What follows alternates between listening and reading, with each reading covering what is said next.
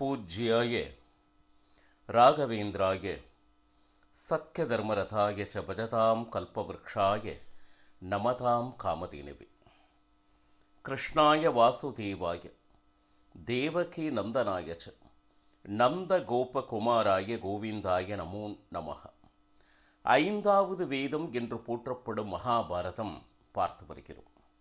இப்போ இந்த மகாபாரதத்தை வைசம்பாயனர் ஜனமேஜயனுக்கு கூறிக்கொண்டு இருப்பதாக மகாபாரத காவியம் நமக்கு கிடைத்து கொண்டு இருக்கிறது. இந்த இடத்துல ஒரே ஒரு இரவினில் திருதராஷ்டிரன் மனக்கிடக்கையும் குந்தியினுடைய உள்ளத்தினுடைய அந்த ஆசையையும் மட்டுமின்றி எத்தனை ராஜர்கள் இறந்தார்களோ அவர்களையெல்லாம் காண வேண்டும் என்கின்ற ஆவல் இவர்கள் அனைவருடைய மனதிலும் இருப்பதை வேதவியாசர் அறிந்தார்.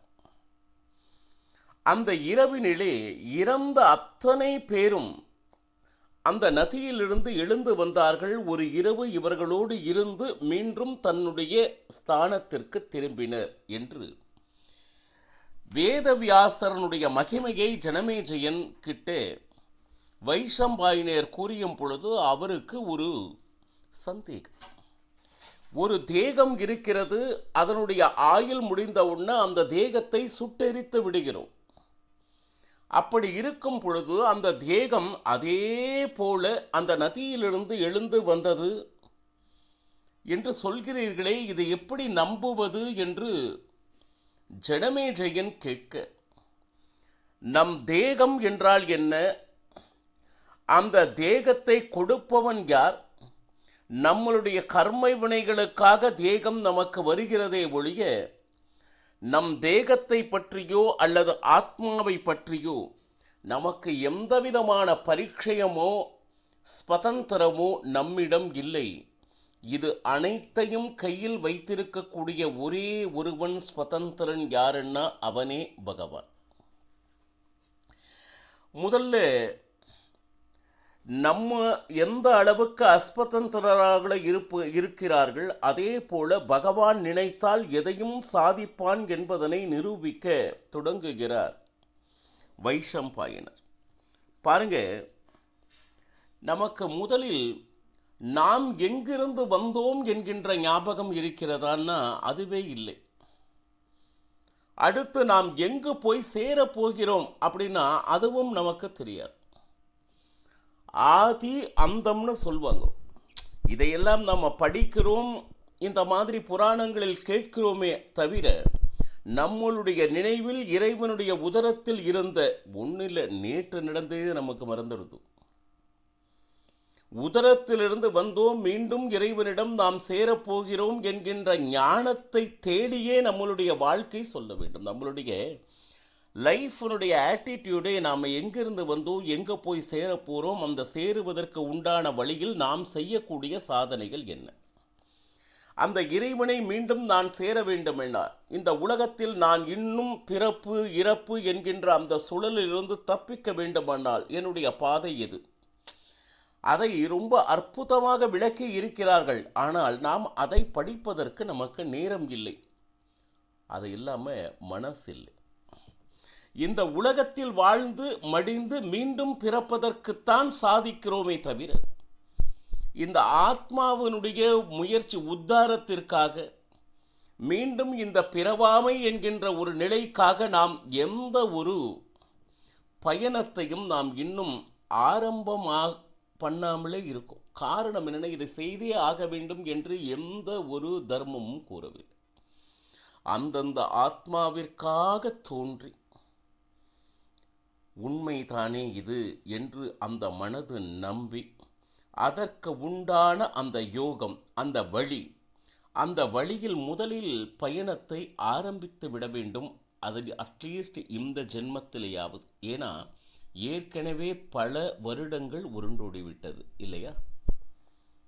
இதுவரை நாம் இந்த உலகத்தில் வாழ்வதற்காக, லௌகீக சுகத்திற்காக, சம்பாதிப்பதற்காக என்று முழுமையான நேரத்தை கொடுத்தாயிற்று. எப்படி இந்த திருதராஷ்டிரன், காந்தாரி, குந்தி அந்த கிரகஸ்தாசிரமம் முடிஞ்ச உடனே கடைசியில் போனாங்க பார்த்தீங்களா காட்டிற்கு, எதுவும் வேண்டாம் அப்படின்னு சொல்லிட்டு. அந்த ஆசிரமத்தில் இருக்கும் காட்டிற்கு போக வேண்டாம், நாம் வீட்டில் இருக்கும் பொழுதாவது நம்ம மனதில் அந்த முதிர்ச்சி இருக்க வேண்டும், மெச்சூரிட்டி இருக்க வேண்டும், வைராக்கியம் வர வேண்டும். இதுவரை நாம் பார்க்காததா? ஆனால் பார்க்காததுன்னு ஒரு சிலது இருக்கே. இறைவனை நினைத்து தியானிப்பது, ஜபம் செய்வது, அவனையே நினைத்து வாழ்வது, நம்மளுடைய அன்பை பல பேருக்கு கூறு போட்டு கொடுத்தமே, நம் அனைத்திற்கும் காரணமான இறைவனை நினைத்து எத்தனை நாட்களை நாம் இப்பொழுது கழிக்கப் போகிறோம்? இதுதான் நம்ம முன்னாடி இருக்கக்கூடிய கேள்வி. பிறருக்காகவே பிறர் நினைவுகளோடே வாழ்ந்தது ஒரு காலம்.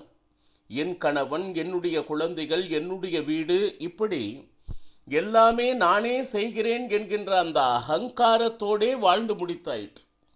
அதுக்குள்ள வாழ்க்கையே முடிஞ்சுடுத்து. அப்போ என்னை மட்டுமே என்னுடைய ஆத்மாவிற்காக சிந்திப்பதற்கு உண்டான நேரம் கிடைக்கவே இல்லை. அதற்கென்று ஒரு நேரத்தை, ஒரு காலத்தை பெரியவர்கள் அதற்காக ஒதுக்கி இருந்தார்கள். நாம் அதையும் ஏற்க தயாராக. இந்த கலியுகத்தில் யாரும் இந்த பூமியிலிருந்து நேராக காட்டிற்கு சென்று அப்படியெல்லாம் சொல்லலை. இருக்கும் பொழுதே அந்த வைராக்கியத்தை வரவழைத்து தன்னுடைய அந்த பயணத்தை, இறைவனை நோக்கிய பயணத்தை தொடங்கவாவது செய்யுங்கள் என்று தானே மகாபாரதம் கேட்கிறது. ஏன்னா மனிதர்களாக பிறந்துடுறோம், ஆனால் மனிதனாக வாழ்கிறோமா அப்படின்னா பல பேர் பிராணியாக வாழ்கிறார்கள் என்று மகாபாரதம் கூறுகிறது. நீங்கள் பிராணியாக நடந்து கொண்டால் உங்களுடைய அடுத்த ஜென்மம் உங்களுக்கு அதில் தான் விருப்பம் இருக்கிறது என்று பிராணியாகவே உங்களை பிறக்க வைக்கிறார். மற்றவரை எப்போ பார்த்தாலும் சபிச்சுட்டே இருந்தா நாய் ஜென்மம் அப்படின்னு சொல்ற. உனக்கு அதில் தான் விருப்பமாட்டிருக்கு. மனிதன் என்ன நல்ல நல்ல குணங்களை கொண்டவன். மனிதன் ஒருவனுக்குத்தான் சிரிக்கும் அதிகாரமே கொடுக்கப்பட்டிருக்கிறது. ஏதாவது மிருகம் சிரித்ததாக பார்த்துருக்கீங்களா? அப்படி சிரிச்சா நாம் அந்த மிருகத்தை பக்கத்தில் போக முடியுமா? நாய் சிரிச்சா என்ன ஆகும்? நம்மளால சிரிக்க முடியும், ஆனால் அந்த முகத்தை கர்ண கடூரமாக வைத்துக்கொண்டு வாழ்க்கையில் எதையோ இழந்ததை போல எப்பவுமே வைத்துக்கொண்டு ஒரு சலிப்போடு ஒரு வாழ்க்கையை நகர்த்துவது ஒரு வாழ்க்கையா? எவ்வளவோ சுகங்களை அள்ளி தந்த பொழுதும் அதை கொஞ்சம் கூட நினைக்க விரும்பாமல், ஏதோ ஒன்று கிடைக்கவில்லையே என்கின்ற ஏக்கத்தோடு கவலையோடு நகர்த்துபவர்களே அதிகம். எப்பவுமே நமக்கு கொடுத்துட்டா அதுக்கு மதிப்பில்லை. கொடுத்த விஷயங்களுக்கு நன்றி பாராட்டுவது அப்படிங்கிறது நம்ம ஆரம்பத்திலிருந்தே நமக்கு தெரியாது. ஏதோ ஒன்று கிடைக்கலைன்னா அந்த மையப்பிள்ளையை சுற்றியே நம்மளுடைய மனது சுழன்று சுழன்று நம்மளுடைய நாட்களை வீணாக்கி விடுகிறது. நல்லா யோசிச்சு பாருங்க. என்னென்ன நல்ல விஷயங்கள் நடந்ததோ இன்று இரவு பாருங்க, கை கால் கண் எந்த அங்கஹீனம் இல்லை. ஏன்னா எங்கே பார்த்தாலும் உடல் ஊனம் அப்படின்னு சொல்லிட்டு பல விஷயங்களை பார்க்குறோம். முதல்ல சாதனை செய்ய இந்த தேகத்தை எந்த விதமான குறைபாடும் இல்லாமல் கொடுத்தானே அந்த ஆண்டவனுக்கு நான் என்ன நன்றி பாராட்டினேன்? கொஞ்சம் நினச்சி பாருங்கள். இது நான் செய்த புண்ணியத்தால் வந்ததா என்றால் இல்லை. என்னுடைய ரியல் ப்ராக்ரஸ் ரிப்போர்ட் எடுத்தால் எல்லாத்துலேயுமே ஃபெயில். எந்த சாதனையும் இல்லாத எனக்கு முதலில் மனித ஜென்மத்தை கொடுத்ததே மிகப்பெரிய கௌரவம். அதிலும் எந்த விதமான குறைபாடுகளும் இல்லாமல் இறைவன் எனக்கு இந்த பாக்கியத்தை கொடுத்திருக்கிறார் இல்லையா? சரி, கொடுத்தவனுக்கு நான் என்ன செய்தேன்? மறந்துவிட்டு இந்த தேகத்தை வைத்துக்கொண்டு செய்த சாதனையெல்லாம் நான் செய்தேன் என்கின்ற அகங்காரத்தோடு சுட்டித் திரிகிறேன். அப்போ இதில் அவனுடைய பங்கு என்ன என்பதை சிந்திக்க தவறிவிட்டேன். ஆனால் 60 வயது உருண்டோடிவிட்டது. நினைத்தேன் ஏதோ அப்பப்போ ஏதோ ஒரு பூஜா காலத்தில் ஒரு 10 நிமிஷம் சுவாமிக்கு அதை பண்ணணும், விளக்கு ஏற்றணும்னு சொல்லிட்டு அவ்வளோதான். அதுக்கப்புறம் மறுபடியும் அதே கணவன், குழந்தைகள், அந்த ஒரு வட்டம், லௌகீகம், சுகம், சந்தோஷம். இது யாரால் கிடைத்தது? நான் உருவாக்கி கொண்டேன். என்னுடைய படிப்பு, என்னுடைய வேலை, என்னுடைய பணம், என்னுடைய சுகம், என் சந்தோஷம், அவ்வளோதான். இது அனைத்தும் அவன் அருளால் கிடைத்தது என்று நினைத்து கூட பார்க்க முடியாத அளவுக்கு வேகமாக செல்கிறது காலங்கள். எங்கேயோ ஒரு இடத்தில் நீங்கள் நிற்க வேண்டும் பக்தர்களே. நின்று இதற்கெல்லாம் பரிபூர்ண காரணம் யார் என்பதை சிந்திக்க தவறியால் அந்த வாழ்க்கை முழுமை பெறுவதில்லை. நவத்வாரே புரே தேகி, தலை முதல் கால் வரை உள்ளே இருக்கக்கூடிய ஒவ்வொரு இந்திரியங்களுக்கும் ஒரு தேவதைகளை நிர்மாணித்து, நீங்கள் சாப்பிடுகிறீர்களே அதை செரிமானம் செய்வதற்கு ஒரு தேவதை, கண்கள் இருந்தால் அந்த உலகத்தை பார்க்கும் அந்த சக்தியை கொடுப்பதற்கு ஒரு தேவதை, நம்ம உடம்புல இருக்கக்கூடிய பாரத்தை சுமப்பதற்காக சாக்ஷாத் பகவானே அந்த காலனுடைய பெருவிரலில் பார பிரித் என்கின்ற பெயருடன் இருந்து கொண்டு நம்மை தாங்கிக் கொண்டிருக்கிறான். இப்படி தலை முதல் கால் வரை அனைத்து விஷயங்களுக்கும் ஒவ்வொருவரை நியமித்து நம்மை இயக்குபவன் அவன் என்பதனை மறந்து நானே இத்தனை காரியத்தையும் செய்கிறேன் என்றால் எவ்வளவு இருமாப்பு. இதை பற்றி அறியும் முயற்சியை கூட நாம் ஏற்படல, நாம் ஆரம்பிக்கல அப்படின்னா அந்த வாழ்க்கை எப்படி முழுமை பெறும்?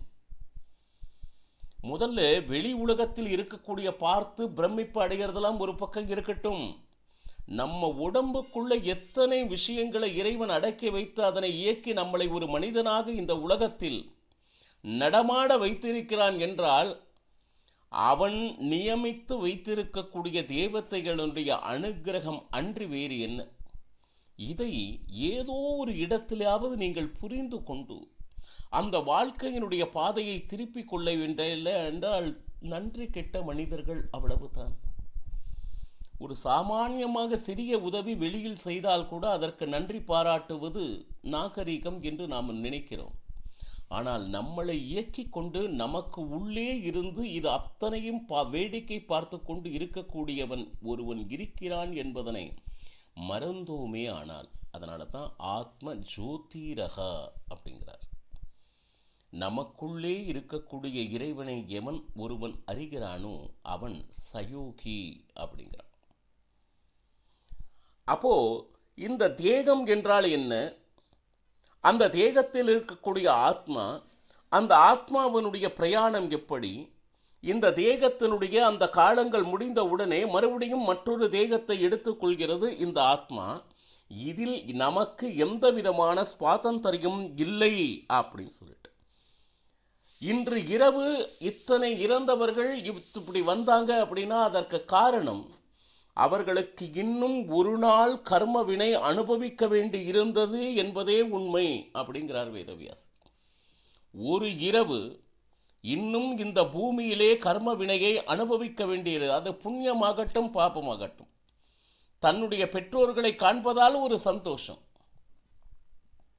அந்த பெற்றோரை காண்பதால் இவர்களுக்கு ஒரு சந்தோஷம், அதை அனுபவிக்க வேண்டிய விஷயம் இருந்ததனால் வேதவியாசர் இதற்கு உண்டான அவகாசத்தை ஏற்படுத்தி கொடுத்தார். அப்போ அந்த ஒரு இரவு அதை அனுபவித்த பின்பு அவ்வளவுதான், முடிஞ்சு. அதை அனுபவித்து விட்டு அவரவர்கள் ஸ்தானத்திற்கு அவர்கள் சென்று விட்டனர். இது நியாயமாக பார்த்தால் பகவானுடைய திருவிளையாடல் அன்று வேறு யார்? நம்மாலே இது நடந்தேறியதா என்றால் நிச்சயமாக முடியாது. தேகத்தில் ஜீவன் இருக்கும் போதே நாம் நினைத்தது எதுவும் நடக்கவில்லை. இறந்த பின்பு ஒருவரை கொண்டு வந்து காட்டுகிறார்கள் என்றால் நிச்சயமாக அது பகவானுடைய அனுகிரகம். பாருங்க, நீங்க அந்த தேகத்தை சுட்டாலும் வெறுமனே சுடுவதில்லை, அது ஒரு யாகம்.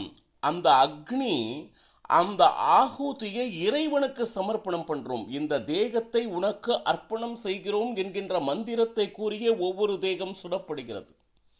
எப்பொழுது அவனுக்கு சமர்ப்பணமாகிவிட்டதோ அவனுடைய அதீனத்தில் அந்த தேகம் இருக்கிறது. அவன் நினைத்தால் அந்த தேகத்தை எழுப்பி மீண்டும் கொண்டு வரக்கூடிய அந்த உரிமை அவனிடம் மட்டுமே இருக்கிறது. பாருங்க, அந்த தேகத்தை யாருக்கு அர்ப்பணம் செய்தோம்? இறைவனுக்கு. இறைவன் நினைத்தால் அந்த தேகத்தை இங்கும் அங்கும் நடமாட வைக்க முடியாதா? முடியும். ஏன்னா அவன் சுதந்திரன். ஸோ இது நடக்க முடியாத விஷயம் இல்லை, பகவானால் நிச்சயமாக நடத்தி முடிக்கப்பட்டது என்று மகாபாரதம் ரொம்ப ஆச்சரியமான ஒரு விஷயத்தை சொல்கிறது என்று வைசம்பாயனர் ஜனமேஜயனுக்கு கூறிக்கொண்டு இருக்கிறார். இப்போ பாருங்க, அப்படி என்றால் வைசம்பாயனரே, எனக்கும் ஒரு ஆசை இருக்கிறது. என்னது? என்னுடைய தந்தையை நான் காண வேண்டும். யாரு? வைஷம்பாயனர்கிட்ட ஜனமேஜயன் கேட்கிறார். அங்க வேதவியாசர் அவர்களுக்கு உள்ள கிடக்கையை நிரூபித்தார் என்கின்ற அந்த விஷயத்தை கேள்வி கேட்க கேட்க அந்த தந்தையின் மேல் இருந்த அந்த மோகம் அல்லது பாசம் அல்லது விருப்பம் இல்லது வேட்கை எது வேணா வச்சுக்கலாம், சொன்னதுதான் தாமதம். பாருங்க, வைசம்பாயனனுடைய தபோ சக்தி பகவான் வேதவியாசரை மனிதனால் நினைத்தார். வரிசையா எல்லாம் வராங்க. அவருடைய தந்தை மட்டும் அல்ல பக்தர்களே, பரீட்சித் மகாராஜன் வந்ததோடு மட்டுமல்ல, கூடவே சிருங்கியும் வந்தான். தந்தைக்கு சாபம் கொடுத்தது. கூடவே யார் ஒருவர் அருகில் நின்று கொண்டிருக்கிறார் என சமீக ரிஷி. இவர் அத்தனை பேரையும் தரிசனம் செய்தான் ஜனமேஜயன். மகாபாரதம் கேட்பதால் பித்திருக்களுடைய பரிபூர்ண ஆசீர்வாதம் கிடைக்கிறது. இதைவிட மிகப்பெரிய உதாரணம் தேவையில்லை.